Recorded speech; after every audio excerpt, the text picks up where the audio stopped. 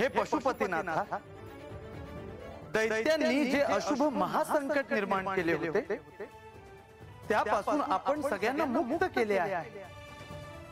आता आनंदाचे एक नवीन पर्व सुरू झाले आहे। त्रिपुरासुर म्हणजे अधर्माचे पती, त्यांचा संहार हे धर्माचे राज्य आणण्याकरिता होता। धर्म म्हणजे आनंदाचा मार्ग। हे महादेवा, त्रिपुरासुरांचा संहार तुम्ही केला म्हणून भविष्यात तुमचे वर्णन त्रिपुरहारी म्हणून सर्वश्रुत होईल। तुम्ही तयार केलेले हे संबोधन मी आनंदाने स्वीकारतो आहे। हे त्रिपुरहारी, जेजुरीत पार्वती रूपी म्हाळसा देवी आणि चंदनपुरी जयाद्री रूपी बाणाई आपली प्रतीक्षा करत आहे। होय, हेही एक कार्य आहेच। यावेळी मी सर्वांच्या समोर भैरवनाथाच्या रूपात येणार आहे। ह्या शिवलीलेत सर्वांना भैरवनाथाच्या स्वरूपात एक संरक्षक देव लाभणार आहे। अष्टभैरवांचे जे कार्य आहे ते ग्राम पातळीवरती सुरू आहे। ग्रामदैवत म्हणूनही भैरवनाथांची भविष्यात पूजा होईल। आणि ह्यावेळी बानूला तिच्या आणखीन एका गतजन्माची ओळख तुम्हाला करून द्यायची आहे। होय, बानू ही इंद्रदेवांची कन्या होती, हेही मला बानूला सांगायचे आहे।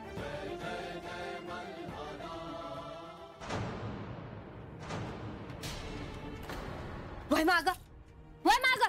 आता काय याडबीड लागलं का काय तुला? म्हातार बाबाला हात लावायचं काम नाही सांगून ठेवते। हे बानू, अगं तू असं काय म्हणतीयस? अरे त्यांनी मला सांगितलं हाय का त्याला जाग येई पतूर कोणाला बी माझ्या अंगाला हात लावून देऊ नकस म्हणून। तो ढीग मानला असेल, पण आपल्याला काय अक्कल आहे का नाही? बघ नीट बघ कसं निश्चित पडलाय तो। मेल्यावनी जणू आर वय की रे, अरे मी आला का काय हे खंडू? अरे काय बी बोलू नकस रंग्या। काय काय बाई काय डोळा आहे का तुला? डोळा आहे ते? जग नीट नीट बघ, जग त्याची छाती बी वर खाली होईना।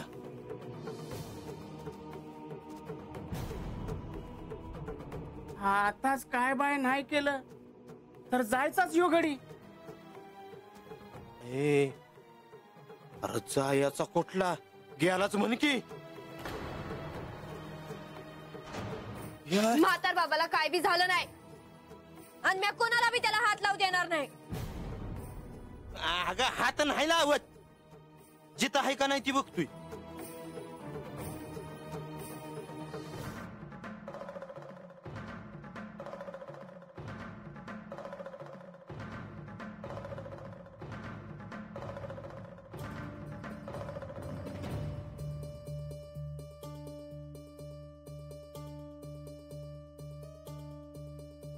हाय हाय जिथं आहे। आजा, ह्याला जर आता जागा केला नाही तर हे काय जगत नाही बाबा। हे रांग्या, अरे असं काय बाई बोलू नकस। तू बघ ना काय झालं ते, बघ की। अरे बापर, हे बानू तू जरा गप राहा। रांग्या बोलते ते बरोबर आहे। अरे म्हातार माणूस आहे, त्याचं काय झालं म्हणजे? हे बघ रे बघ।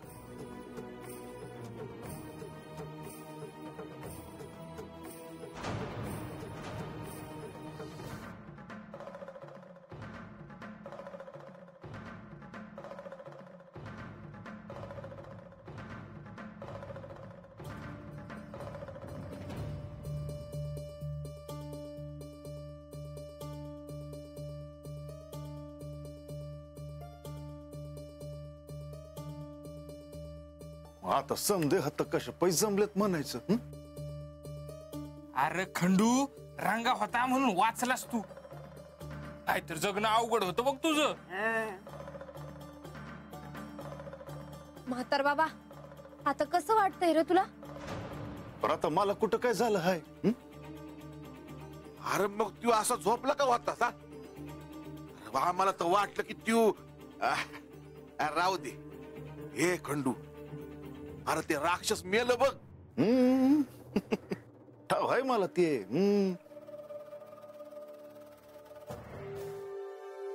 अरे मी काय झोपलो नव्हतो आजा. आणि काय रे तुला रे कसं ठाव ती राक्षस मिळालं ती? अरे त्या राक्षसासनी म्याच मारलं हाय.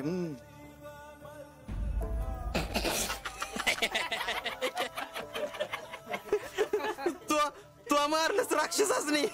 वय तर कसं रे मारलं? हा? ते आकाशामध्ये जाऊन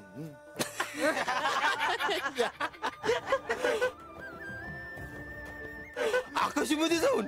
वय तर. अरे म्या माझं धनुष्य हातात घेतलं आणि बाणाने त्या तिघांना बी मारलं बघ.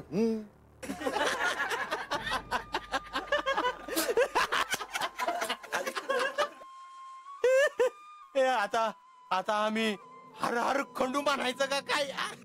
तुम्हाला काही ठाऊक नाही आणि मी तुम्हाला आत्ता सारे काही सांगू देखील शकत नाही. मनुष्य धर्माचे पालन करताना अशी देखील वेळ येईल ह्याचा मी विचारच केला नव्हता.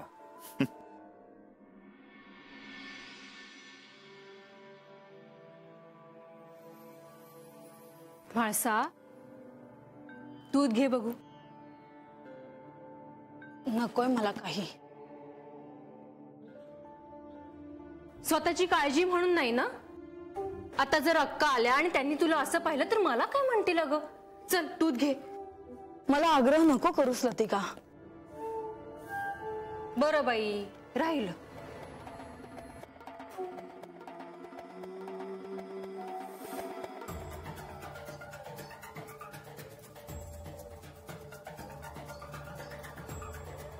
माझं काय चाललंय आणि तू?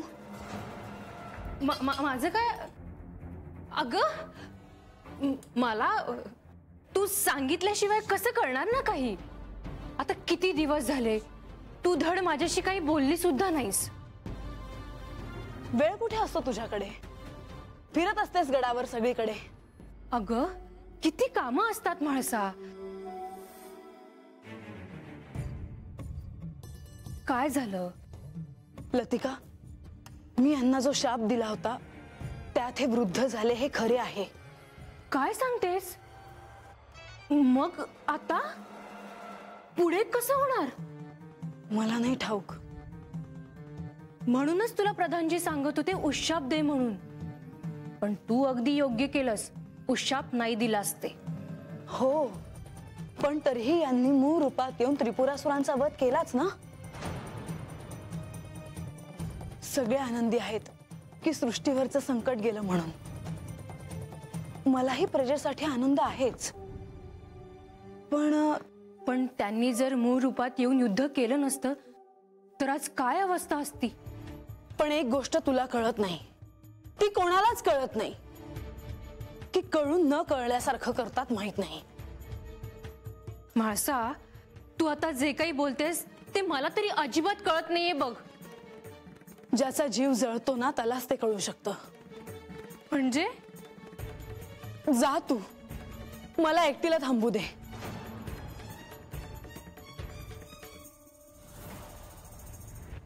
म्हाळसा, मला कळत नाही असं नाही, पण मला तुझ्या तोंडून ऐकायचं आहे की देव त्यांना हवं तेव्हा मूळ रूपात येऊ शकतात. तुझ्या उशापाची त्यांना आवश्यकताच नाही. म्हाळसा, काय झालं? नक्की काय चालतंय तुझ्या मनात? सांग मला. हे बानूशी लग्न करणार हे मला कळून चुकलं आहे. इतके दिवस मला हे कळत नव्हतं असं नाही, पण माझं मन हे स्वीकारायला तयार नव्हतं. जेव्हा त्यांना तिच्याशी लग्न करायचं आहे तेव्हा ते वृद्ध रूपातून मूळ रूपात सहज येतील.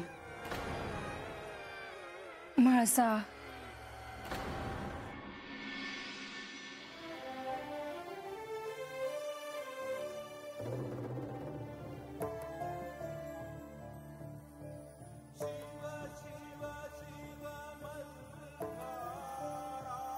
बानूबाई,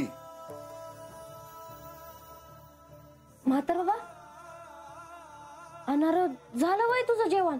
वय रास तुमचं ध्यान कुठेतरी दुसरीकडे आहे बघा. तसं काय नाही, मला काय कळत नाही वय. आता काय झालं ते तू मस्ती सांगायचं नसेल तर राहू द्या. अरे तसं नाही रे म्हातार बाबा. आज पतूर मी देवाची वाट बघत होते. महाराज मला म्हणले का ते माझ्या आजूबाजूलाच आहेत. माझा विश्वासच नाही बसला त्यांच्या. पण मग एक दिस मला देवाची साक्ष पटली. हळदीनं मळवट भरला माझा. पर मनात कुठंतरी असं वाटत होतं का खरंच देव हात आहेत, खरंच माझ्या संग आहेत. तुम्हाला तसं वाटत नाही वय अजून? अरे तेच सांगते मी तुला. आज हे समज घडलं आणि मला असं वाटलं का देव माझ्या संगतच आहेत.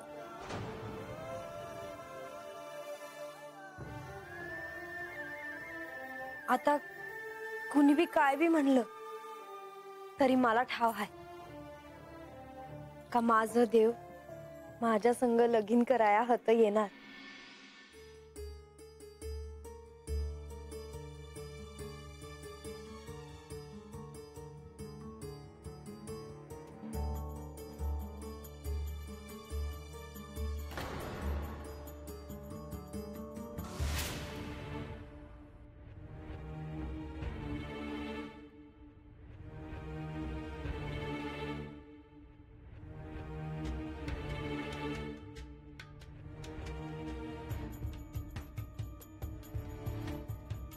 देवी, तुम्ही इथे अशा उभ्या का?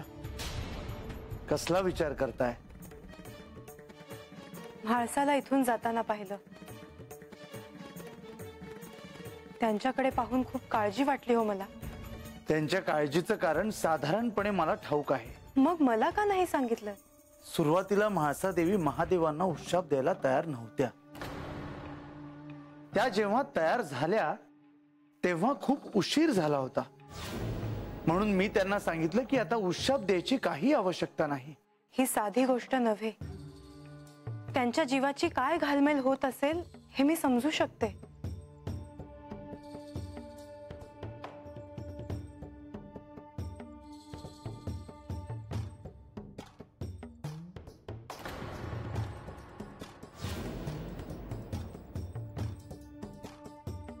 म्हाळसा,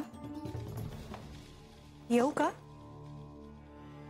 या ना, विचारायचं काय त्यात?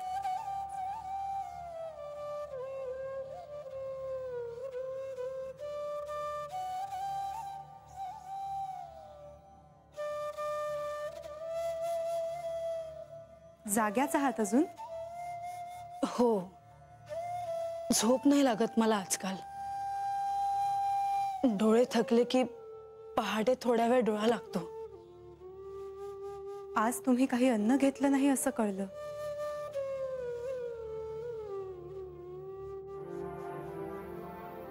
म्हाळसा, असं डोळ्यात पाणी आणून कसं चालेल?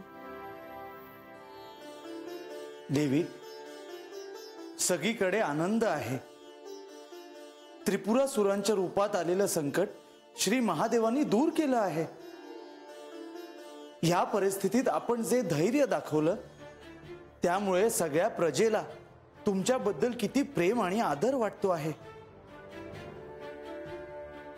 पण मी काहीच नाही केले. जे करायचे ते ह्यांनी केले आहे. परंतु त्रिपुरासुरांचा मृत्यू त्यांच्या हातून होणार हे विधिलिखित होतं. पण यापुढे भविष्यात त्यांना हवं तेव्हा ते मूळ रूपात येऊ शकतात. त्यांनी श्री मार्तंड भैरवाच्या रूपात यावं ह्याची सगळेच प्रतीक्षा करत आहेत. इतका काळ गेला सुद्धा. ह्यानंतरचा काळ देखील सहज जाईल. त्यांच्याशिवाय माझा एक एक क्षण कसा जातो हे माझं मला ठाऊक. खूप मोठा काळ आहे त्यांना यायला. ते येईपर्यंत मी जिवंत राहीन की नाही हे मला सांगता येणार नाही.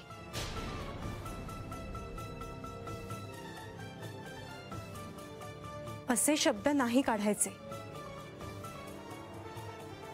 म्हाळसा, सगळं सहन करत तुम्ही इथपर्यंत आला आहात. यापुढेही सगळं पार पडेल. परिस्थिती बदलते. हे दिवसही जातील. तुम्ही मला जे समजवता आहात ते मला कळतं आहे. पण तुम्ही देखील काय करणार? यांनी माझे दायित्व तुमच्यावर सोपवले आहे. तुम्ही आहात म्हणून मला हे सुसह्य होत आहे, पण भविष्य मला अंधारलेलं दिसतं आहे.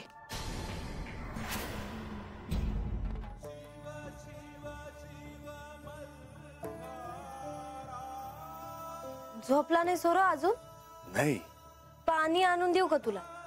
नग नग.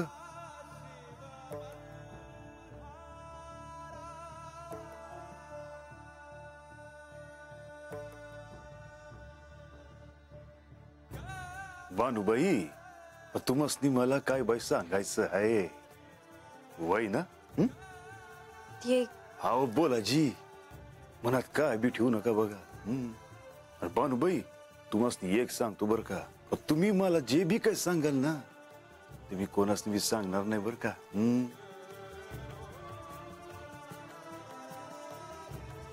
म्हातार बाबा, आता पतूर माझ्या मनात जे येईल ते मी मंजी संग बा संग बोलायचे.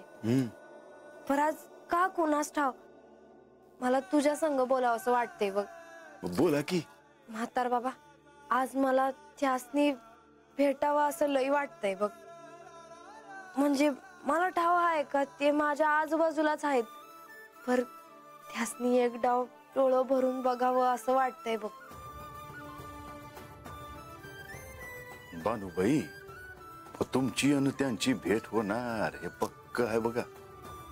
का हो भानुबाई, मला एक सांगा, खंडोबाची आणि तुमची भेट कधी झाली? सांगते.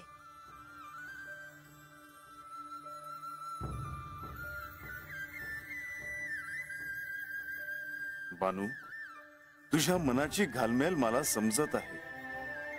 जोवर माझा तुझ्याशी विवाह होत नाही तोवर तुझे मन हे असेच अस्वस्थ राहणार.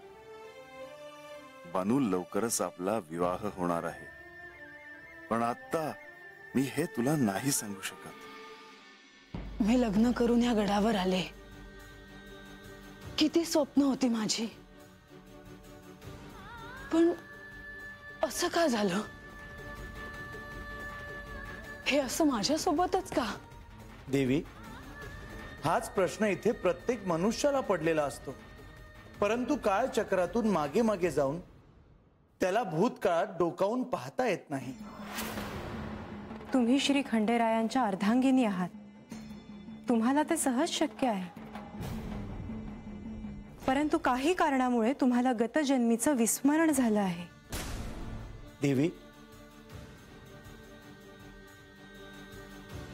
गतजन्मीच्या घटनांशी सगळं जोडलेलं आहे. मी हिला तुमच्या साक्षीने एक वचन देते की कृतयुगात मल्हारी मार्तंड अवतारात ही तुमची अर्धभार्या होईल. आम्ही इथे असणं, तुम्ही इथे असणं सगळं पूर्व नियोजित आहे. सगळ्या घटना एकमेकांशी जोडलेल्या आहेत. त्यामागे जन्मोजन्मींचे ऋणानुबंध असतात.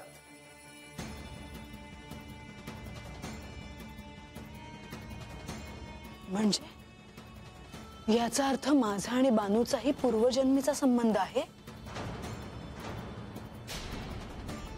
मला असं वाटतं की ह्या विषयावर आपण इथेच थांबूया.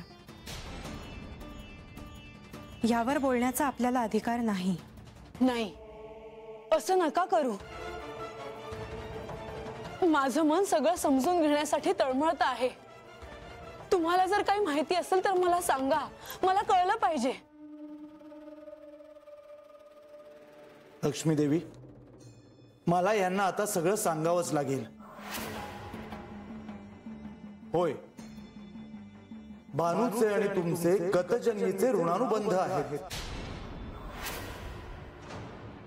तुम्ही दोघी एका नात्यात बांधल्या गेल्या होता.